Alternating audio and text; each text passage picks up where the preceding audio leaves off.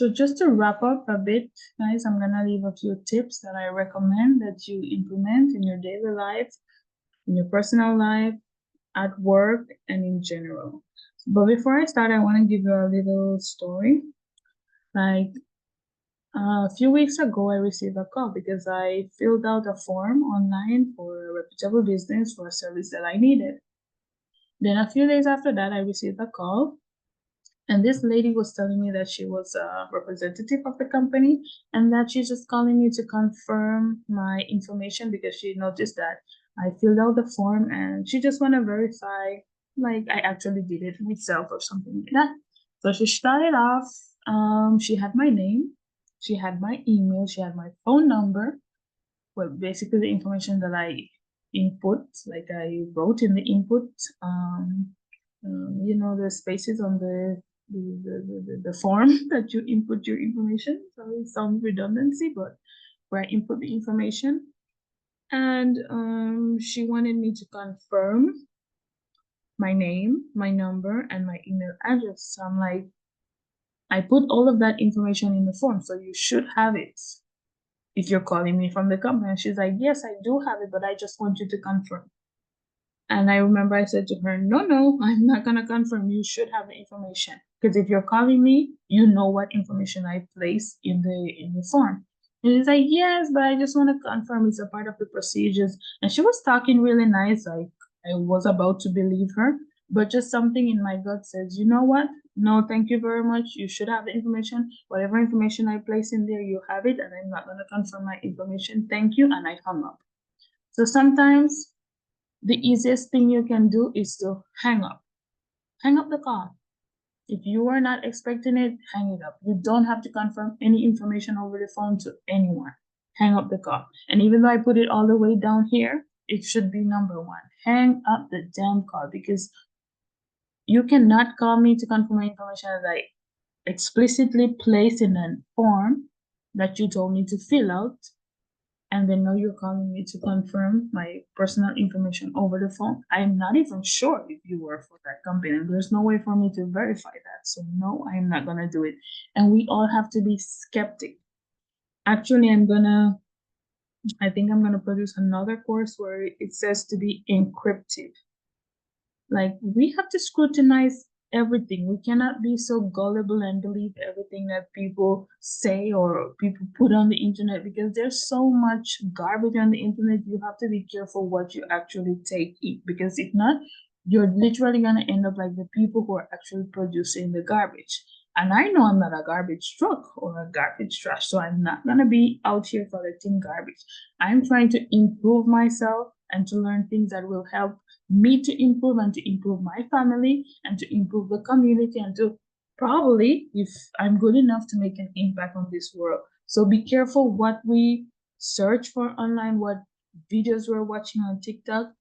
Be much more encryptive and learn about interesting things that can make your future better and the future for everyone.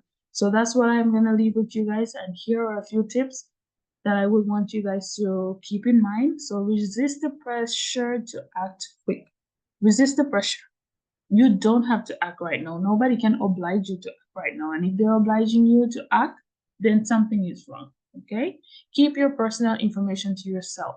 I once saw an interview on Instagram where the interviewer asked this girl, she's like, oh, have you ever used your pet's name as a password on the internet? She's like, oh yes, I actually have. I've used my dog's name and the year I graduated from high school.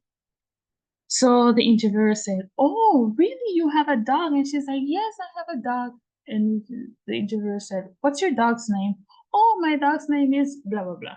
Oh, cool. Can I see a picture of your dog? Yes. So she showed the interviewer a picture of her dog. And then after that, the interviewer says, oh, what's your dog's name? And she gave her dog's name to the interviewer. And then after that, she's like, oh, awesome. And what do you work in? And she was like, oh, I work in, who knows what, this company. Oh, what do you do? Well, I'm let's say an accountant. Oh, where did you study accounting? I studied accounting in Hems, blah, blah, blah, high school or college. Oh, awesome. What year did you graduate? And she gave the year. And at the end of the interview, they're showing you like, wow, she was hacked. Because their questions, their information that you give, so people are gonna build questions around that so that they can get your password and your information. And she literally gave her password to the interviewer right in that moment. And I think it might be like acting, I'm not sure, like probably a sketch to show you how you have to be difficult with the things that you answer and the things that you put out on the internet, because she literally said that it's your dog's name and the year she graduated from college. So they put the questions in a way where she would give up her dog's name, complete name, and the year she graduated from college. And they literally have her password for maybe her Facebook or TikTok account or something. So we just have to be careful what personal information we give out on the internet. Be aware of what you click and download, as I mentioned before, especially in emails. If you don't know the sender, don't download anything and don't click anything. Curiosity kills the cat. Stay to yourself, don't download anything. Observe the sender's email address always. This is very important. I received an email, well, not 3 emails, saying that I had violated the Meta's ad ad manager or something, because there's some things that were copyright and blah blah blah. I don't know, but just in that moment, I was running an ad on my Instagram account. And when they contacted me, I was like, oh, really now? What did I violate? Because the night before I was inside the you know the panel, the control panel inside Meta where you can create your ads and do this, and they said everything was okay with my ads. So I'm like, why would, and then I look at the email address.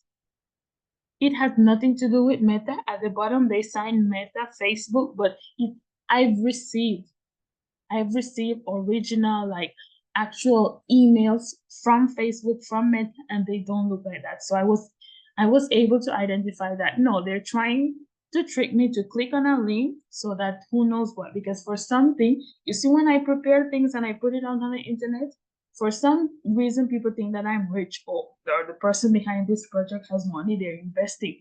I'm just creative and I do it myself. So people think that I'm rich and they're always trying to scam me. I don't have money, okay? You're not gonna scam me. So obviously I knew that obviously Meta doesn't send emails like that. The structure was off. The email address had some numbers, letters, and a long line of who knows what. And they want me to click on something. No, Meta is gonna tell me to go to my control panel and update whatever. He's not gonna send me a link to click on, whichever way. So no. We also have to scrutinize the website. Always check the padlock and read to see if they have an SSL certificate in place and if the website says HTTPS. This is very important. And check for trust badges.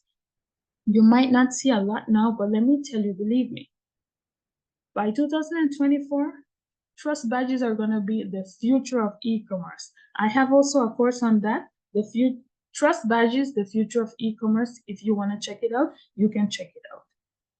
Because the way that this world is going, if you don't have something to say that, yes, I'm trustworthy, nobody's going to buy from you. And so many small businesses are literally going to fail because they have no other way of proving that they're trustworthy. Also, you have to analyze, is this too much information? Like people calling you, texting you, and asking you for a lot of information. Ask yourself, is this too much information? Like, who are you? Do I really have to give you my information? Because not even the government, if they send me a letter in the mailbox, highly secure, confidential, asking for certain information I might not give to them. So why am I going to give it to a stranger that I don't know on the internet? Hell no. Buy from trusted source. E-commerce sites with a trust badge, as I mentioned before. Pay attention to payments. If you have to pay for something you have no idea about, then it's a scam. Because if I don't know what you're talking about and you're telling me to pay, like, hello, you think money comes off the trees or what?